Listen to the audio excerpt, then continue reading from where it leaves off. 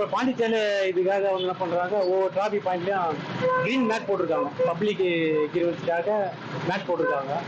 அதுக்கு அதே போல் தமிழ்நாடு அரசும் அந்த மாவட்ட நிர்வாகமாக போல் க்ரீன் மேட் போட்டு ஜனங்களுக்கு வந்து ஒரு நல்லது செய்யலாம். அதே போல் வந்து தண்ணீர் வந்து அங்கங்கே தேக்கம் பண்ணி தாகத்தை தீக்கிறதுக்கு ஏற்பாடு பண்ணலாம். அது நான் வந்து விரதம் முடிஞ்சு வரவில்லை, ஒரு இடத்துல தண்ணி எதுவுமே இல்லை. மரங்கள் வந்து அதிகமாக இல்லை.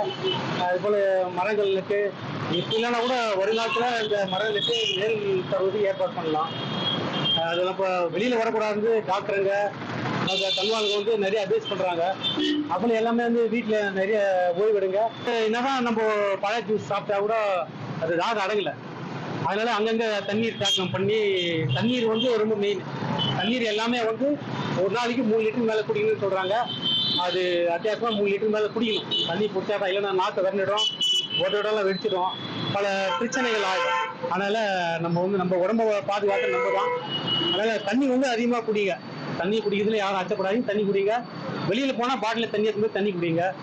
அதனால் மாவட்ட நிர்வாகம் தமிழக அரசு வந்து உள்ள நிழல் கூடம், அங்கங்கே நிழல் கூடம் அமைக்கலாம்.